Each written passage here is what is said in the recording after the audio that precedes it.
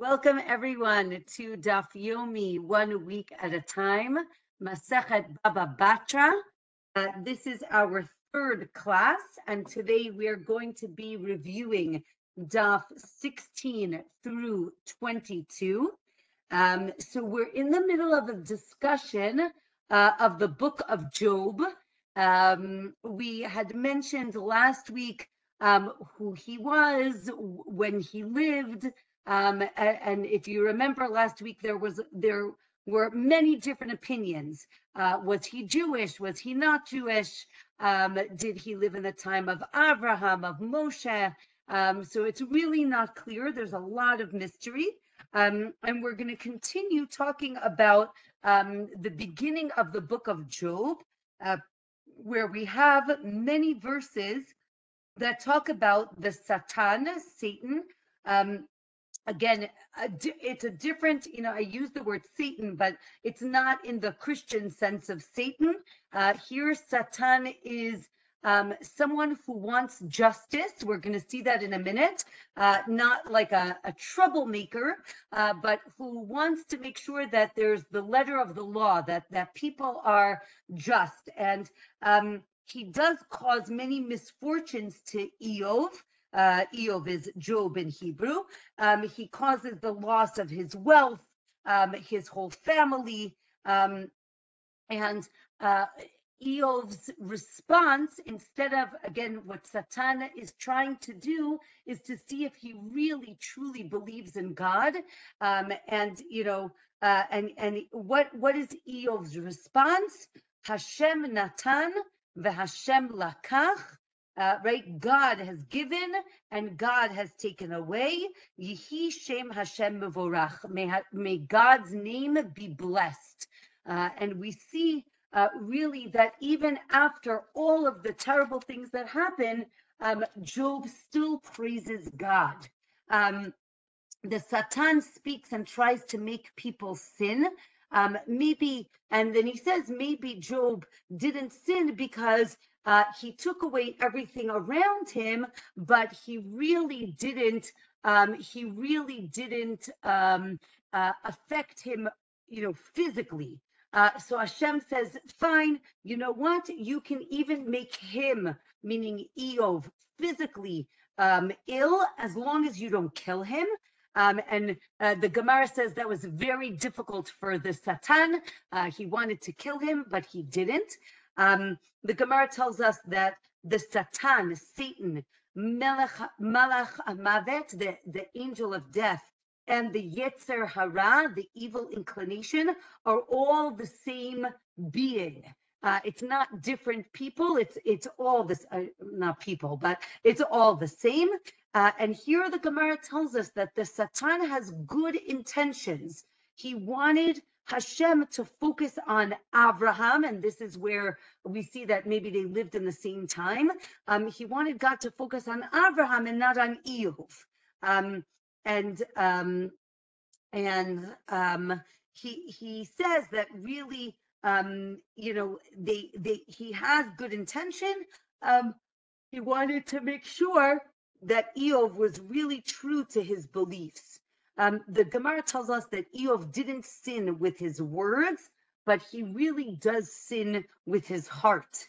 And then the Gemara says, no, he never sins, not even in his heart. And that's the machloket. He definitely doesn't say anything bad, but the question is, does he think bad or not about God? Eov's friends come to give him comfort, to give him some answers. Again, as we said, Eov was a tzaddik, but he did make some challenging statements against God. He denies Tchiyat HaMitim, the resurrection of the dead, and Hashem responds to Eov in a storm. It says a se'ara. So se'ara means storm if it's with a samach, but if it's with a sin, se'ara means hair.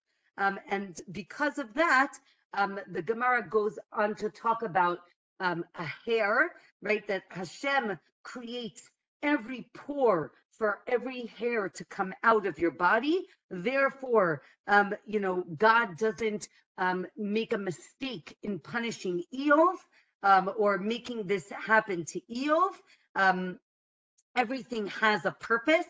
And I think that this is a very powerful lesson, for us when we think about when terrible things happen in the world, right? The Gemara tells us we don't understand. We don't understand what's going on, but don't think that there's randomness or coincidence, right? Everything has a reason, right? God is very careful with every raindrop and every thundercloud and the birth of every goat. Meaning God is very careful, and therefore we don't understand what's going on, but it doesn't mean that there's no reason for it. And the Gemara tells us that a person isn't held accountable for what he says when he's in pain, right? Eov is in a lot of pain, physical pain and emotional pain, and therefore even if he did say something negative, he wouldn't be held accountable for it. We read about the three friends that meet on the way to come and comfort Eov. They all come at the same time. The Gemara discusses how do they know what's going on, right? There's no Instagram, there's no telephone, there's no WhatsApp, right? How do they know what happened to Eov? So the Gemara says they each had some sort of either a crown or something, or like an amulet in the house that connected these four people, right? Three friends plus Eov. And something would happen if something happened to one of these three friends or four friends. And that's how they knew. They were very, very close, and they all leave their house and get there at the same time. The Gemara tells us that Eov's sons and daughters were killed, but afterwards he has new sons and new daughters. But the number of boys is doubled, but not the number of girls. But the Gemara tells us that it was their beauty that was doubled, not the number of daughters that were born. There's a discussion about the birth of daughters, right? Is it positive to have girls or negative to have girls, right? Is it a blessing or is it not? And the Gemara, you can look on Daf 16 about that. And since we're talking about Abraham, so and in here the Gemara talks about that Abraham was blessed with everything. It says bakol, he got everything. So what is everything? Maybe it means also with daughters, or no, it means that he had other blessings. One of them is that Ishmael actually does tshuva at the end of his life. The Gemara goes through different things that happened to Abraham. Since we're talking about Abraham, the Gemara tells us that Yaakov, if you remember the story, that Yaakov Jacob is making lentils when Esav comes from the field, and that's when he sells the bechorah, the birthright. Thank you very much. So why was Yaakov making lentils? Because it was the day that Abraham died. He died, and therefore you make lentils. Lentils are round. It makes us think about the cycle of life, and that's why he was making lentils. And he was making them to comfort Yitzchak. And since we're talking about this story, the Gemara tells us that Esav did 5 terrible sins that day, right? It talks about, again, the actual text just says he's coming from the field, but the Midrash, the Gemara tells us that he does terrible things. He killed someone, he is sexually inappropriate, he denies God, he belittles the death right, all the birthright, all of these terrible things. We said that Ishmael repents also at the end of Abraham's life, and that is why the Torah tells us that not only does Yitzchak bury Abraham, but so does Ishmael. and that is because he does tshuva. Daf 17, it tells us that 3 people got a taste of the next world in this world, Abraham, Yitzchak, and Yaakov, right? Because it says that each one was blessed. So Abraham is blessed with bakol, with everything. Yitzchak is mikol, from everything, and Yaakov got kol, everything. And this is why we say in Birkat Hamazon, in the grace after meals, we say bakol, mikol, kol, right? We want to have blessings, and this reminds us of the patriarchs. Also, David had a taste of the next world.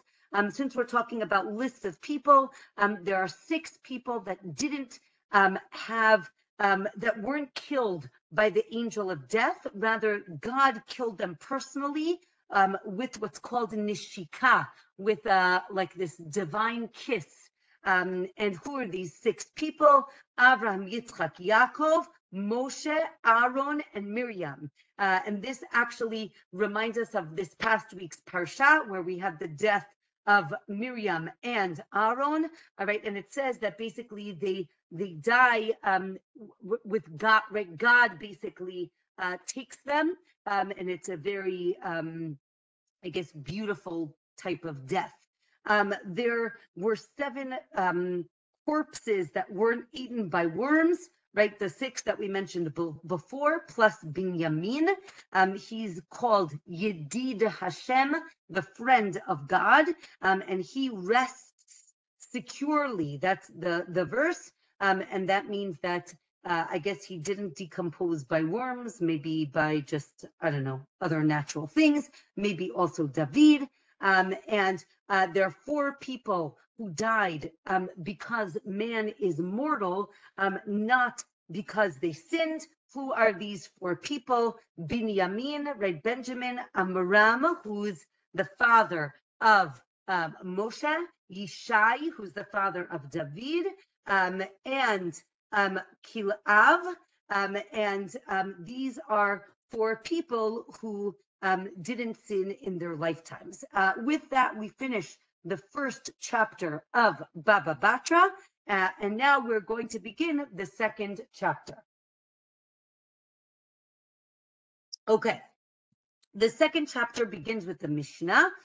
This chapter is going to deal with damages, so it's going to take us back to the first to Baba Kama, but here we're going to talk about causing damage to your neighbor. So the Mishnah tells us you're not allowed to dig a pit next to another one. This is probably a cistern that's going to hold water. You're not allowed to dig one right next to your neighbor because it's going to cause damage to your friend's pit. You have to distance at least 3 tfachim from a wall, your neighbor's wall, and then if you put down certain things that can damage your neighbor's property, again, you have to distance them 3 tfachim. And the Gemara mentions various things. We're going to talk about each of them: lime and salt, and things that are dangerous to the wall. And you also have to plaster the wall to make sure that these dangerous things don't seep through. You need to distance your plants and your plow 3 tfachim from the wall. Also, the millstone and an oven. These need to be distant from the wall 3 tfachim. Okay, and the Gemara is going to go through each one of these things. Okay, we distance the pit from the wall of the pit to the other wall of the pit, 3 tfachim. And the question is, where are these pits? Is it that the pit is on the edge of someone's property? There's a machloket if you can even put a pit at the edge of the property. Maybe it depends on the type of the field. There's a machloket if you, and we've seen this before, can you do whatever you want in your property as long as right now you're not causing any damage, right? We saw this with planting a tree, right? You're allowed to do whatever you want on your property. Can you, right? You can plant a tree because right now there's no damage. However, later on, right, in years, the roots are going to grow and they might ruin the pit. And therefore, you have to be careful to distance it. And here the Gemara talks about potential damage versus direct damage, right? If you're causing direct damage, that is not okay. The first person can dig the pit at the edge of the field, and then the second person has to distance it. Or maybe even the first person also needs to distance 3 tvachim from the edge of the property. The Gemara now talks about dirt that's very soft.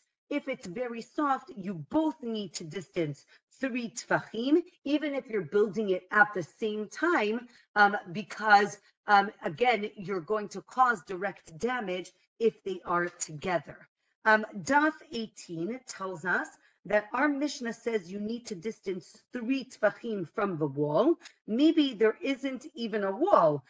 Maybe if there isn't a wall, you can go to the edge. So the Gemara says, no, just as these things, right? These things are bad for a wall. So obviously, if there's a wall, you have to distance. But all the things that we mentioned in the Mishnah are going to be bad for the wall, either moisture or vibration or heat, and therefore you have to distance from the wall. The next Mishnah says you're not allowed to open a bakery or a dye shop underneath a storehouse of your neighbor. We're going to read this in a little bit. Also, you're not allowed to put a barn underneath a storehouse because the heat is going to ruin the things that are above you. But if there's no storage above, maybe it's okay. And the Gemara says, no, this is different because a person who's living downstairs as well, therefore, if he lives there and there's nothing upstairs now, so you're allowed to do whatever you want. That might be different to putting something at the edge of your property because there's always the neighbor's property is always there, right, on the edge. So maybe those two things are different. We said that you can't plant a tree next to a vineyard unless you distance 4 amot away. These 4 amot are that so that you can work in the vineyard. That means that maybe if there's no vineyard, you can put it at the border, right? The tree, you can put it at the border. The Gemara says, no, only if there are rocks on the border that will prevent the roots from ruining the neighbor's field. And let's say it does go into the neighbor's field. The neighbor is allowed to cut the roots of the other person's tree up to a depth of 3 tvachim so that he can plow his field without getting stuck on your roots. Then we said that the Gemara teaches that you have to plant your tree 25 amot from your neighbor's pit, from the bore. Again, this is a water cistern. Even if there's no pit, you have to distance from the border. But if the tree was there first, he doesn't need to cut it down if you want to make a pit, right? That it doesn't work in that way. Okay, what else do you need to distance? So the Gemara tells us that if you're going to soak flax, this was, right, again, flax is a plant, you soak it and then you take out the threads, and that is how you make linen. So if you soak flax, you have to do it far away from the vegetable garden of your neighbor, because again, we don't want these things leaking into the vegetables. Also, you need to distance certain vegetables from each other.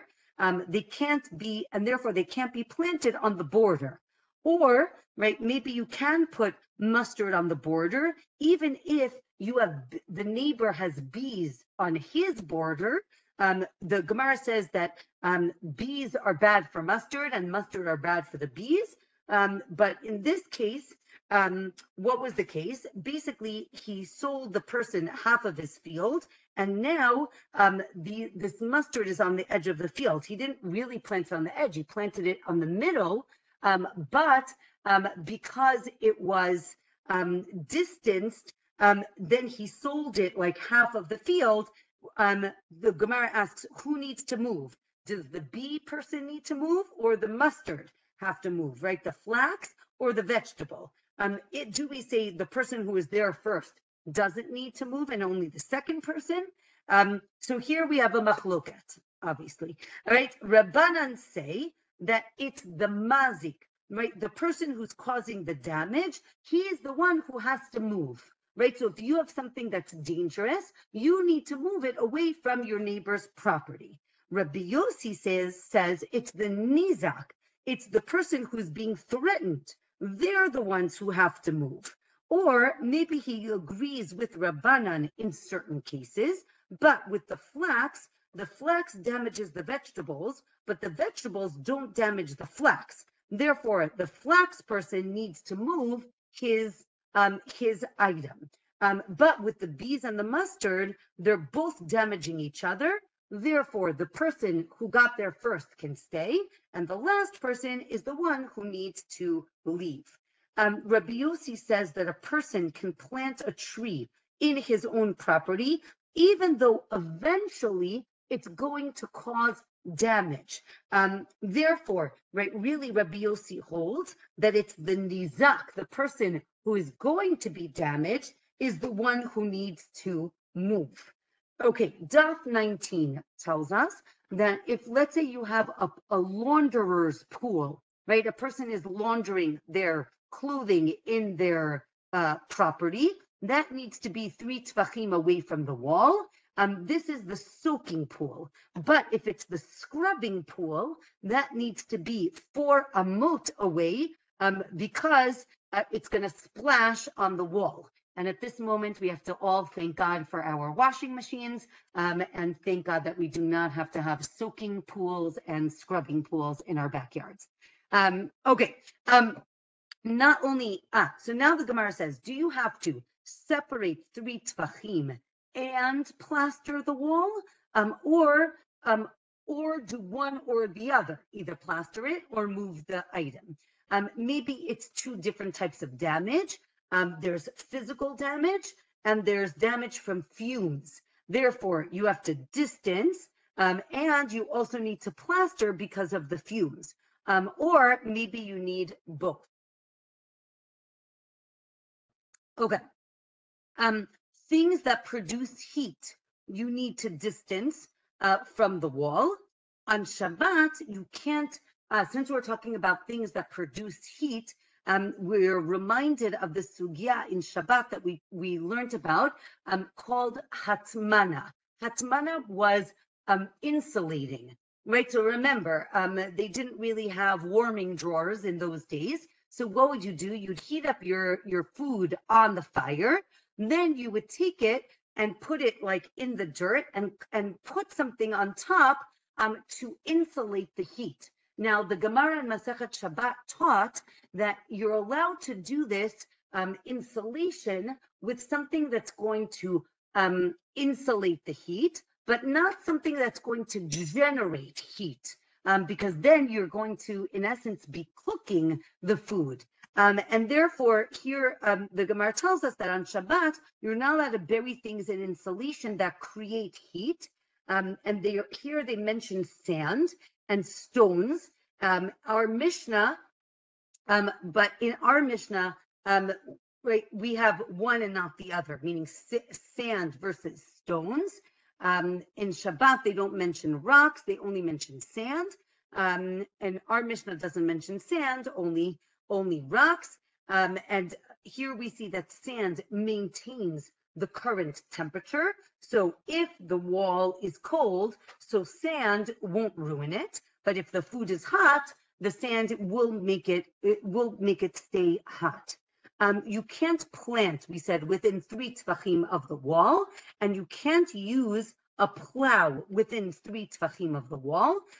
These are not necessarily connected. And here the Breita implies that the roots of the plant again, and Aliza will appreciate this. The Gemara discusses: do plants' roots, do they grow straight down, or do they grow on an angle? Right? We saw that for a tree, we saw on a tree they definitely grow on an angle. Here, the Braita implies that they grow straight down and not sideways. But you can't plant near the wall because not because the roots are going to go into the wall, but because the roots are going to soften the earth, and that's not going to be very good for the wall. And therefore, you have to distance it from the wall 3 tfachim. From here, the Gemara talks about urinating on people's walls. You need to distance yourself 3 tfachim because you're not allowed to urinate on people's walls. It's not good for the walls. Or maybe one person urinating is not so bad, and one person can do it, but you can't spill an entire bucket of urine. That would be very bad. Or you can't even, one person shouldn't even urinate on the wall. We'll go with that one. Okay, from here, the Gemara is going to talk about the world of purity and impurity. So I want to remind you, we learned about tum'at met, impurity that comes from a dead body. Now, there's something very unique about this type of impurity that says even something that's not necessarily touching the dead body, excuse me, if it's under the same roof as the dead body, or we'll say ceiling right now, if it's in the same room as a dead body, everything in the room will become impure. This is called tumat ohel, impurity of a tent, but it doesn't mean tent, it means anything that's covered. Now, the Gemara also teaches us that if there's a window in that room where the dead body is, the impurity can go through the window into the next room. Let's say, obviously, we don't want that to happen. So what can we do? You can put something in the wall, basically in the window, to make the space less than a tefach, less than a handbreadth. And if you do that, then it blocks the impurity from going through the window into the other room. Okay, now the law is that what can we make this barrier out of? It can be something that is not susceptible to impurity and something that you're not going to use, right? Because if it's something that you're going to use, right, if you put your water bottle in the window, obviously when you're thirsty, you're going to take the water bottle. So it has to be something that is what we're going to call useless, because we want you to leave it there, and it has to not be susceptible to impurity. Why am I telling you all of this? Because the Gemara is going to discuss different things that you can put in the wall. Now, sorry, one more thing. Why is this important? Because presumably, what's the case? You have your great-great-grandmother who's living in the house, who is now 120 years old. She lived a very long life, but unfortunately, she is very, very ill. So you know that in the next, short amount of time, she is unfortunately going to pass. And therefore, we want to block up the window so that the impurity stays in that room till we can take the deceased out of the house. That's basically the case, right? It's not that we're doing construction or, right? It's something that's very quick, temporary, because we have to solve a problem. Okay, so the Gemara is going to list a whole list of things that can be put in the wall, and then the Gemara is going to ask, wait a minute, are you sure that these things are not susceptible to tum'ah, to impurity? And how do you know that they're useless? So that's going to be what we're going to do right now. So let's say you have a wafer. If it's going to be very disgusting, so then you can put it there because you're not going to snack on it if it's going to be gross. If it is disgusting and it was made out of fruit juice, therefore it is not susceptible to tum'ah. Just to remind you, anything that's food needs to be wet. Water needs to have been put on it on purpose in order for it to be susceptible to tum'ah, to impurity. If that did not happen, so then it is not susceptible to impurity. Okay, let's say you have a box of straw. It is only a good barrier only if the straw can stand there by itself without the box. If not, it's not a good barrier. And it needs to be moldy so that you won't take it to feed your animals. And it needs to be a little bit wet to make sure you're not going to take it and put it in your fireplace.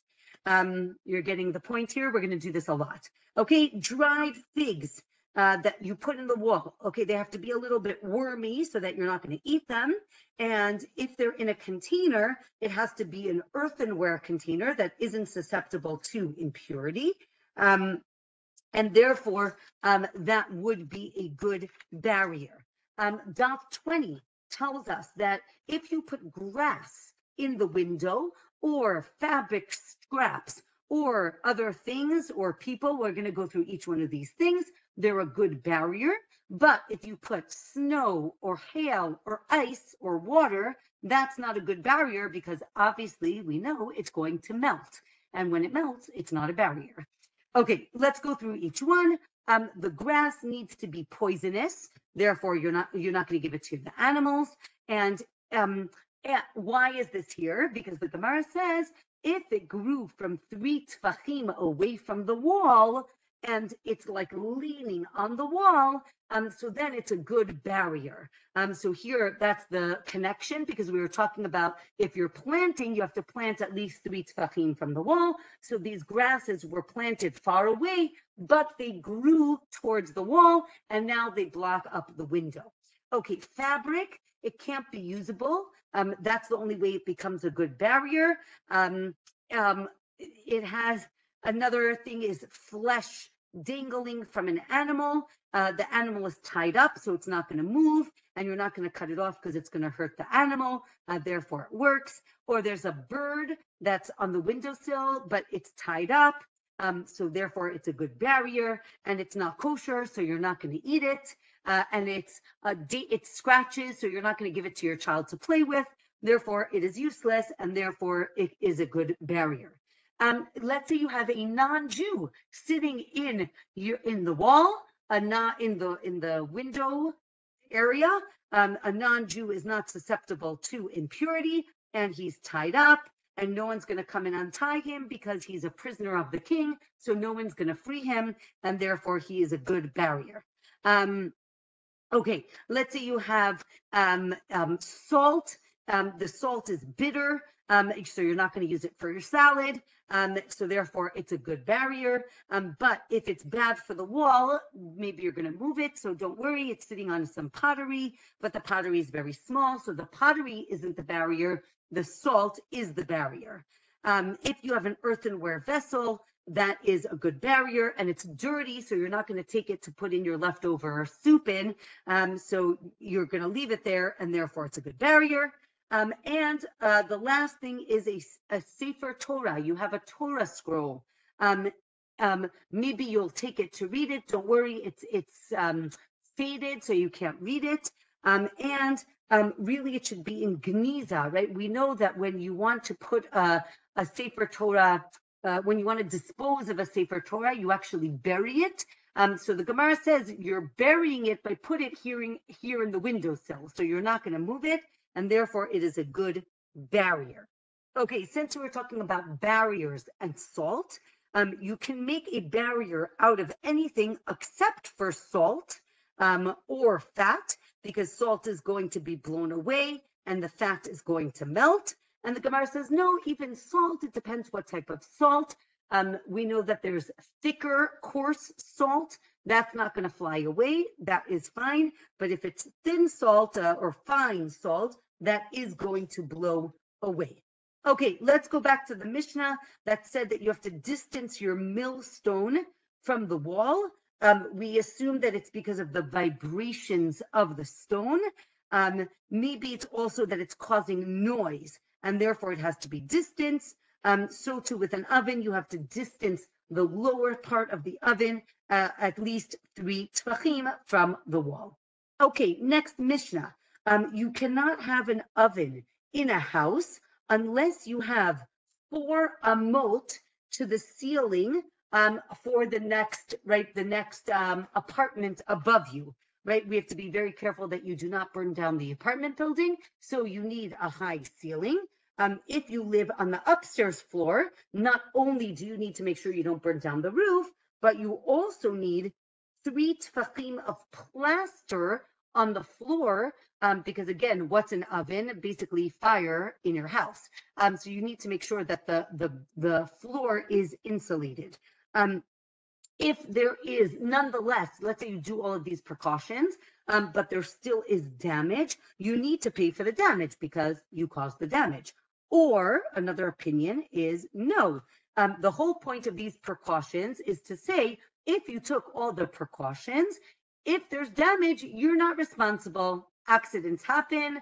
I don't know how it happened, and therefore you are not responsible. Again, it's a machloket. Okay. Okay. And as we said before, this is the Mishnah. You cannot make a downstairs a bakery or a dyeing shop, right, where you dye fabrics under someone's storehouse, right? They're storing things above you. The assumption is that they're either storing grain, oil, or wine. These things are very susceptible, very sensitive. So you're not allowed to do this. You're also not allowed to have a barn downstairs. If he stores wine upstairs, so then the bakery or the dye shop are okay because the smoke is actually good for the wine, but the barn is not okay. So now the Gemara explains, if you have a baker's oven, you need 4 tfachim, again, because it's hotter, therefore you need more plaster if there's a bakery oven.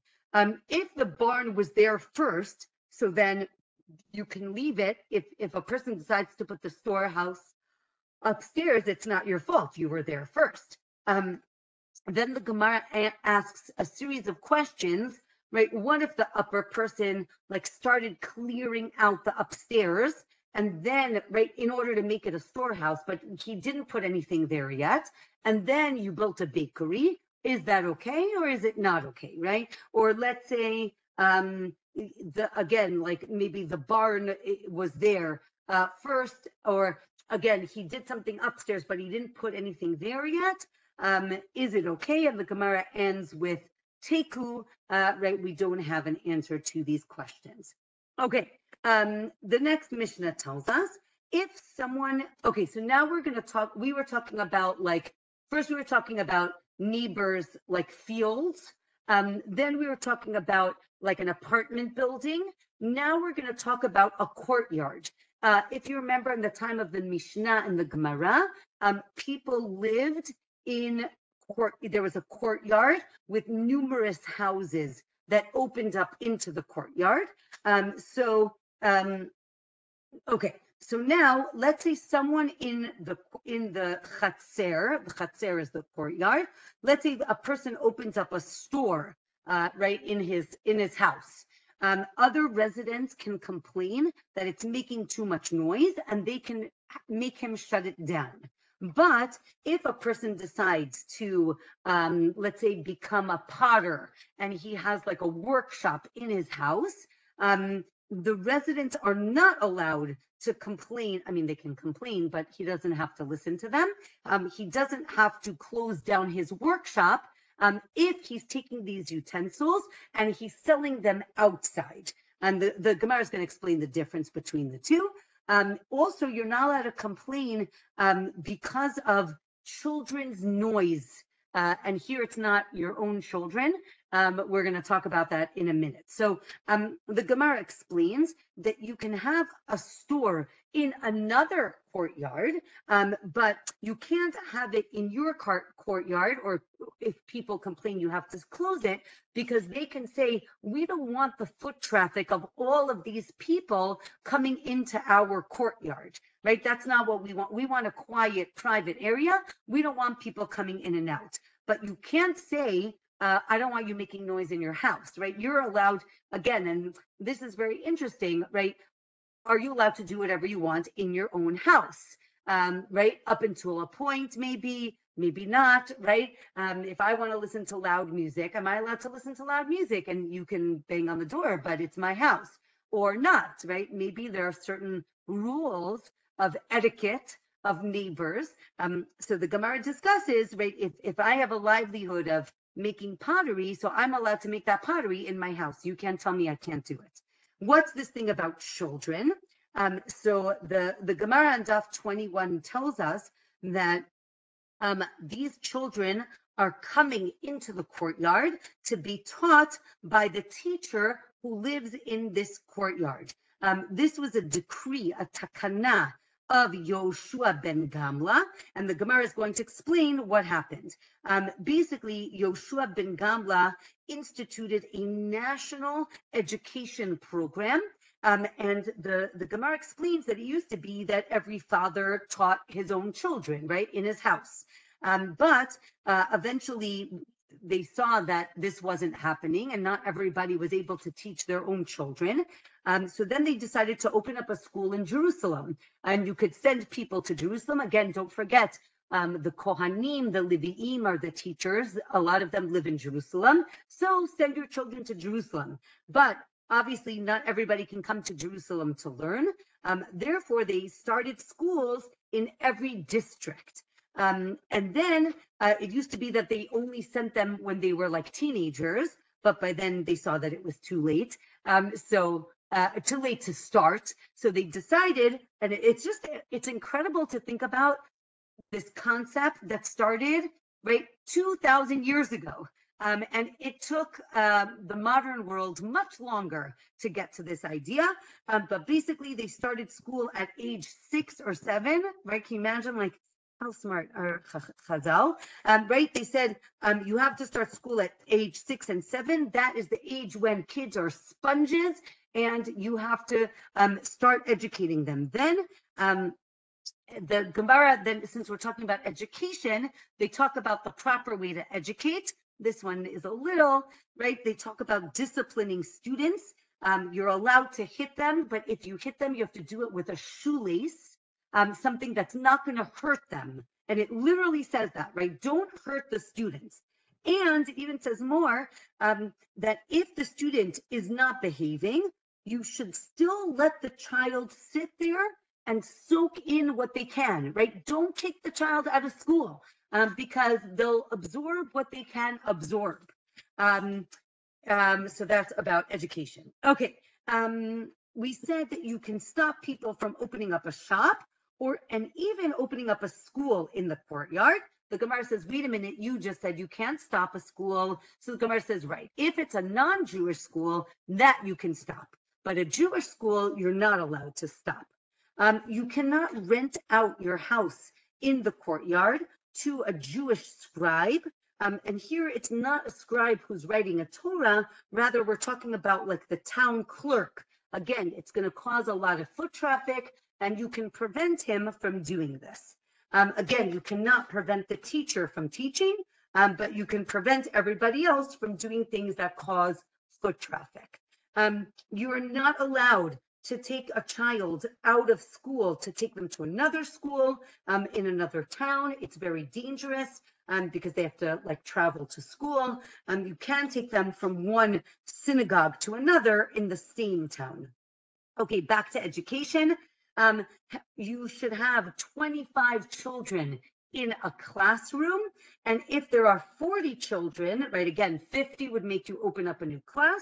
40, you have a head teacher and an aide, right? You have someone who's helping the teacher if there are only 40 kids in the area. You also don't fire a teacher if there's another teacher who teaches a little faster than the original teacher. It's going to make the teacher feel bad, and it will take away from that teacher's confidence. You hire a teacher who's more knowledgeable and teaches fast, but is not so exact because the mistakes will be corrected. Or no, we'd rather have a teacher, and this is some education etiquette, right? What's the better teacher? Someone who, gets the curriculum taught as quickly as possible, or someone who's more meticulous? And the Gemara says, really, you should take the person who's more meticulous. And the Gemara gives a story, a very tragic story, actually, from the Tanakh. The story is of Yoav, who kills all the males in Edom, in the nation of Edom. And they ask him, why did he kill all the males? So he says, well, it says in the Torah, Timche Zachar Amalek, right? You should erase or eradicate. So now the word is Zecher, right? The remembrance of Amalek, but he learned it from his teacher as Zachar, the males. And basically he learned you have to kill the males and not the females. And it turns out that he was wrong. You were supposed to kill everyone because they were a terrible nation. And he gets so upset at the teacher that he was taught wrong. And you see that it wasn't corrected over the years. And he basically was stuck with this wrong teaching. And he actually wanted to kill his teacher. And the Gemara says it's a machloket. We're not sure if he killed his teacher or not. But this makes it a little scary to be a teacher. So if I make any mistakes, please do not come hunt me down. I apologize. Okay. And from here, the Gemara talks about people making mistakes. There are certain professions that if you do make a mistake, you can be immediately terminated, right? You can get fired without any warning. Who are these people? A teacher, a vine planter, a butcher, a bloodletter, a scribe, right? You're not supposed to make mistakes. And if you do, it's very dangerous. Okay, let's say a person in an alleyway, again, back to what's it called, like city planning in the time of the Mishnah and the Gemara. We talked about houses in a courtyard. Multiple courtyards opened up into one alleyway, which is called a mavui. That alleyway opened up into the main thoroughfare, onto the street, the Reshut HaRabim. So let's say a person in an alleyway sets up a mill, and another resident also wants to set up a mill. The first one is allowed to stop the second one, right? Here we're going to talk about taking away from someone's livelihood. So the Gemara says you're not allowed to set up, right, one store next to another store. And here the Gemara gives the example of a fisherman, right? You're not allowed to put your net next to someone else's net. And the Gemara says, well, maybe that's different because once the first person put up the net, the fish become his. But with a mill, everybody can choose whose mill they want to go to. So now we're going to talk about like competition versus not competition, right? So we actually learned this before. The Gemara tells us that a storekeeper can't give out nuts to the children in order to entice them, or maybe he can, because he can say, listen, I'm giving out free nuts, you can give out free candy, like it's a free country, you can do whatever you want. Maybe this is different, the mill is different because it's his livelihood. The Gemara says you can set up a store next to another store. Each one has the right to be there. And if any of you have been like in the center of Jerusalem, there are literally like 5 fabric stores, one after the other. Nobody says you're not allowed to be there, right? Lower your prices or put on a sale, like you're allowed to be there. You can prevent someone from another alleyway coming to open a store in your alleyway. That's not right. You're not allowed to come into my property, but you're not allowed to prevent someone from your own alleyway from doing what he wants, because he has the right to do what he wants. Teachers are not allowed to prevent other teachers from opening up a new school. Again, schools are important. Okay, last daf 22. A traveling salesman is allowed to go from door to door. You can't prevent him from doing that. He can go from city to city, but he cannot open up a permanent store. But if he is a Torah scholar or student, he can open up a permanent store so that it'll save him time from going from house to house. On market day, people from different cities are allowed to come and sell their things, but only in the market. And here we have a story of Rav Dimi, who came to sell figs, and they wanted to check out, again, he came from another city, so they wanted to check out if he was really a scholar, and they asked him questions and he couldn't answer them. And in the meantime, so they wouldn't let him sell his figs. In the meantime, the figs went bad. It's actually a very sad story. And the person who like put him down and didn't let him sell was Rav Ada Bar Ava, and he actually ends up dying. And then all the sages feel terrible, and each one says, oh, it was my fault that he died, or it was my fault that they died, and they give different scenarios of what they did to him. And I think the point is, be very careful. You never know whose feelings you're hurting and the damage that it can cause. Okay, next Mishnah. A person has a wall next to his neighbor's wall, so he has to move that wall 4 amot from the neighbor's wall. If you build a wall opposite the neighbor's window, it has to be at least 4 amot, either above or below the window, and distant 4 amot. So we say if the wall was 4 amot away and it fell, so then you have to rebuild it again 4 amot away. When people walk between the walls, it actually strengthens the foundations, and therefore that space is very important. When we're talking about windows, we want to make sure, why do you have to distance the wall? We want to make sure that you can't look into the other person's house. Also, you don't want to be that you're blocking sunlight into the person's into the person's house. Last Mishnah for today. You have to move your ladder away from the neighbor's dovecote. Again, dovecote is where the birds live, so that animals won't climb up and eat his birds. And a wall must be 4 amot from the neighbor's gutters, so that he can put his ladder up against his gutter, so that he can clean out the gutters and fix it if he needs to. The Gemara says that everyone agrees that you can't cause direct damage to your neighbor. Therefore, you can't keep the ladder next to the dovecote. And then the Gemara ends with this, or today we're going to end with a story of these bloodletters who sat under someone's palm tree, and because they had blood on their, on their body or on their clothing, it caused the ravens to come, and then they ate all the dates in the tree.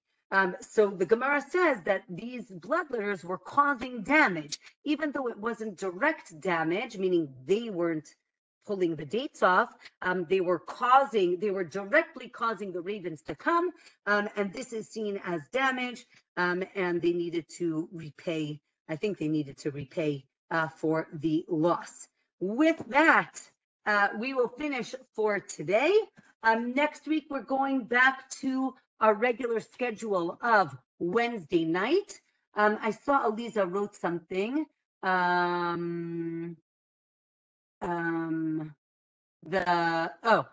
Different people.